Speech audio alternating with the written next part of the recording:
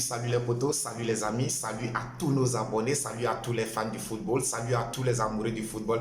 Eh bien les potos, voilà, c'est reparti. La compétition tant attendue a effectivement démarré aujourd'hui. Il s'agit bien de la Coupe du Monde Qatar 2022. Les potos, cette Coupe du Monde a ouvert ses portes aujourd'hui du côté du Qatar. On a assisté à une cérémonie d'ouverture vraiment grandiose, prestigieuse. Je dirais qu'à ce niveau, il n'y a vraiment rien à dire. Les Qataris ont été vraiment à la hauteur de la cérémonie d'ouverture. Concernant les infrastructures sportives, je dirais que aujourd'hui, nous voyons du côté du Qatar des infrastructures sportives, des terrains modernes, des stades modernes. Je dirais que des stades même plus modernes que du côté de l'Europe. Donc je dirais qu'au niveau des infrastructures, les Qataris ont fait vraiment le paquet, ont mis le paquet, et sur ce point, il n'y a vraiment rien à dire. Côté sécuritaire aussi, les potos, je dirais que pour l'instant, il n'y a pas de défaillance sécuritaire à dénoncer. Côté organisationnel, c'est pareil aussi. L'organisation est vraiment à la hauteur de l'événement. Les potos, nous sommes partis pour vivre pratiquement un mois de football, un mois de plaisir, d'émotion footballistique, du 28 novembre, du 20 novembre, disons, au 18 décembre. Nous serons ensemble, nous commenterons, nous débrieferons tous les moments forts de tous les grands matchs de cette Coupe du Monde. Les potos, en match d'ouverture, aujourd'hui, nous avons le pays hôte, le Qatar, qui recevait l'Équateur. Que s'est-il passé pour ce match inaugural? Que s'est-il passé pour ce match d'ouverture? Ce match qui restera, les potos, je dirais, dans la mémoire de tout le peuple du Qatar, parce que les potos, c'est inédit. Jamais une Coupe du Monde ne s'était déroulée du côté d'un pays arabe. Et aussi pour le Qatar, non seulement pour sa première participation à une phase finale de la Coupe du Monde, la joue à domicile devant son peuple, devant tous ces dirigeants. Je dirais que vraiment c'est inoubliable pour tout ce peuple qatarien. Mais les potos, que s'est-il passé au cours de la rencontre Qatar-Équateur? Pour plus de détails, on se dit à tout de suite. Mais si tu n'es pas encore abonné, je t'invite à t'abonner. Abonnez-vous, abonnez-vous, abonnez-vous. Viking Débrief Connaisseur connaît. C'est votre chaîne, c'est notre chaîne. On se dit à tout de suite. Les potos, la Coupe du Monde a ouvert ses portes aujourd'hui du côté du Qatar, et en match d'ouverture, nous avons le pays hôte, le Qatar, qui était opposé à l'Équateur. Je dirais que, à vrai dire, footballistiquement, on n'a pas assisté à un grand match. Les potos, on le sait tous, le Qatar est à sa première participation des phases finales d'un match de Coupe du Monde, et aussi face à un pays tel que l'Équateur. On sait aussi l'Équateur est à sa 4e participation. Donc ces deux nations, je dirais que sur le plan footballistique, sur le plan mondial, ces deux nations qui ne sont vraiment pas de grand calibre. Aujourd'hui, les potos, on a assisté, je dirais que ce qui retient mon attention, c'est plutôt la cérémonie d'ouverture et l'organisation au niveau de cette Coupe du Monde. Beaucoup de choses ont été dites au niveau de la sélection du Qatar pour pouvoir organiser cette Coupe du Monde 2022. On le sait tous, les potos, depuis que le Qatar avait été choisi, il n'a pas cessé d'avoir des critiques, même jusqu'à la veille de l'ouverture de cette Coupe du Monde. Il y a eu encore des critiques, il y a eu beaucoup de choses qui ont été dites. Donc je pense que le défi à relever pour le Qatar était seulement d'assurer une très très bonne organisation, de faire preuve de beaucoup de sagesse et de modernité dans tout ce qu'ils allaient faire. Je pense que c'est ce qu'ils ont si bien fait. Avec la cérémonie inaugurale aujourd'hui que j'ai vue, je dirais que les potos, pendant toutes les 4 dernières Coupes du Monde qui se sont déroulées, j'ai jamais vu une cérémonie d'ouverture qui était aussi prestigieuse, qui était aussi bien organisée, qui s'est déroulée vraiment. C'était vraiment agréable à voir, c'était splendide à voir. Alors donc les potos, pour dire vrai, sur le plan de organisationnel, je dirais que pour ce début de Coupe du Monde, le Qatar est à saluer. Pour revenir au match proprement dit, c'est un match vraiment où on a vu des joueurs du Qatar qui ont été beaucoup empruntés par l'événement. On le sait tous, la majorité de l'effectif de l'équipe nationale du Qatar évolue à domicile. Donc ce sont des joueurs, la plupart qui évoluent à domicile, qui jouent dans le championnat local. Donc aujourd'hui, c'était vraiment compliqué pour eux de disputer le match d'ouverture d'une Coupe du Monde où le match est diffusé dans à peu près tous les pays du monde entier. C'était vraiment une grosse et une énorme pression sur eux. En plus, jouer devant son public. Imaginez-vous les potos, depuis plus d'un mois. Depuis plus d'un mois, on sent l'effervescence. Tout le monde attendait ce match du côté du Qatar. Depuis plus d'un mois, que ce soit du côté des dirigeants politiques, que ce soit du côté des joueurs, que ce soit du côté de la population, tout le monde attendait ce match.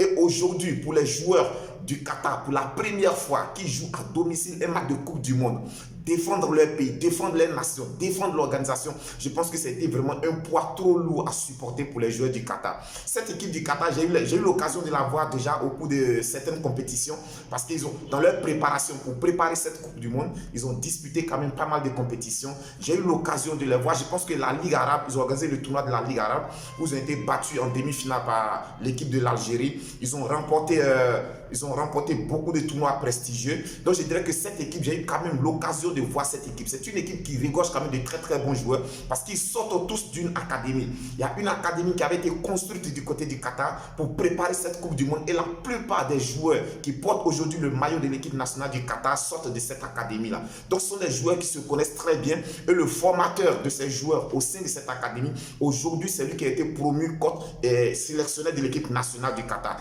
Donc, ce sont des joueurs qu'il connaît bien et ce sont des joueurs qui le connaissent. Alors, quant à sa méthode de jouer, je dirais que ces joueurs connaissent très bien sa méthode de jeu. Mais aujourd'hui, il y a quelque chose qui m'a surpris.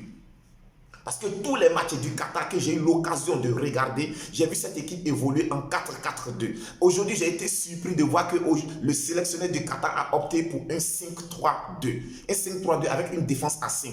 Mais ça s'est tout de suite ressenti sur le terrain. On a vu des joueurs qui étaient perdus dans leur positionnement. On a vu des joueurs qui n'avaient pas de repères sur le terrain. L'équipe du Qatar a joué aujourd'hui comme si ces joueurs n'avaient jamais l'habitude de jouer ensemble. Alors que ça fait plus de 4 ans que cette équipe existe, ça fait plus de 4 ans que ces joueurs jouent ensemble. Je pense qu'il y a des automatismes qui avaient été déjà créés. L'entraîneur connaît ses joueurs, les joueurs connaissent leur entraîneur. Il y a des automatismes qui avaient été créés. Mais alors, ma grande surprise, pourquoi est-ce qu'il a opté aujourd'hui pour un 5-3-2? Est-ce parce que l'entraîneur du Qatar lui-même avait aussi une pression sur lui? Ou bien est-ce parce qu'il avait peur de l'Équateur? Parce qu'on le sait tous, les potos, l'Équateur a terminé 4e pendant les phases éliminatoires du côté de l'Amérique du Sud. Ils ont terminé 4e derrière le Brésil, l'Argentine et autres. Donc je dirais que pour cette équipe de l'Équateur, effectivement c'est une grande équipe. C'est une équipe qui sait jouer au football. C'est une équipe qui a beaucoup d'engagement, qui est beaucoup rigoureuse dans son système tactique. Et les 3 derniers matchs de l'Équateur se sont soldés sur un score de 3-0 en leur faveur. Alors est-ce ce résultat qui a fait peur aux sélectionneurs du Qatar pour pouvoir évoluer en 5-3-2? Un système qui n'a jamais pratiqué avec ses joueurs, un système dans lequel ses joueurs n'ont jamais évolué.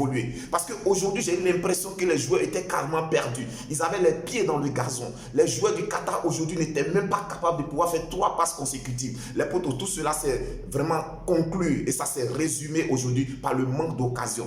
Imaginez-vous, un pays qui joue à domicile devant son public en 90 minutes.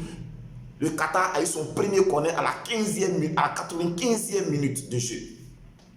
C'est-à-dire, durant 90 minutes, le Qatar n'a pas été capable de s'offrir un corner. Durant 90 minutes, le Qatar n'a même pas eu un seul tir cadré. Ça démontre vraiment de la pauvreté du jeu du Qatar aujourd'hui. Alors, quant à l'Équateur, je dirais que l'Équateur a joué son match en première mi-temps.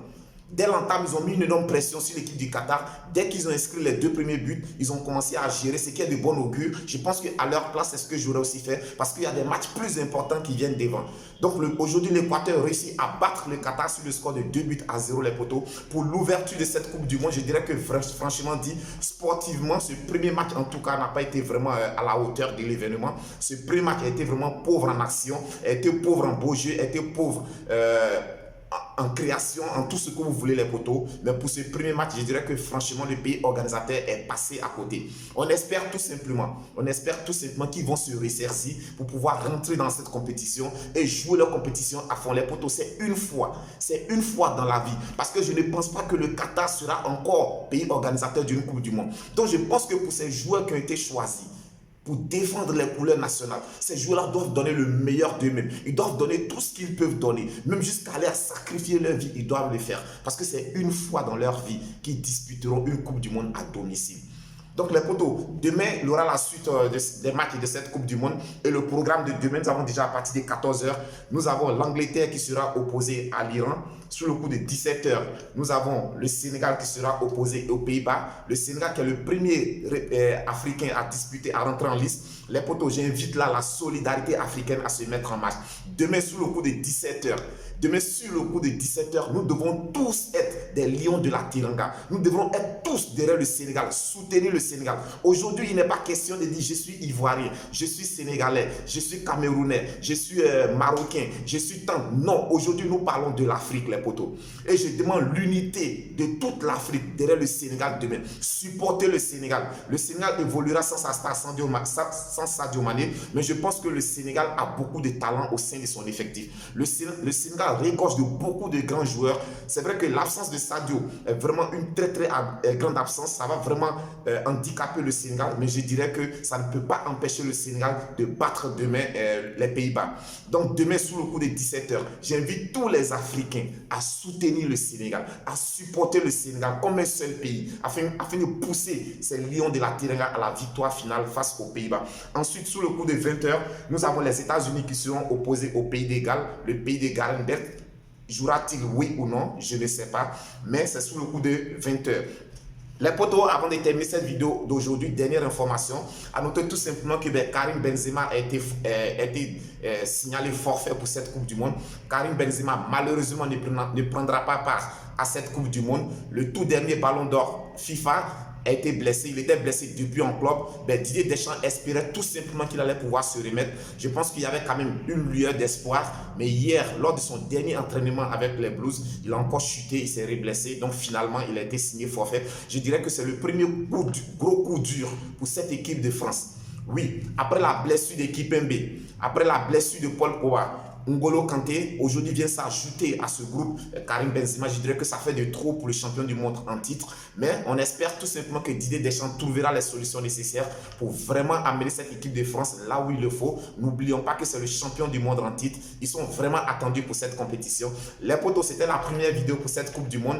N'oubliez pas, nous serons ensemble du 20 novembre au 18 décembre 2022. Nous allons suivre toute cette Coupe du Monde jusqu'à la fin. Je vous invite à vous abonner. Je vous invite à rester scotché à notre chaîne Viking Débrief Connaisseur Connaît. C'est la chaîne des amoureux du football, Connaisseur Connaît Poto. Abonnez-vous, abonnez-vous, abonnez-vous. On reste tous Viking Débrief Connaisseur Connaît. D'ici là, que Dieu vous protège. On se dit à très très bientôt.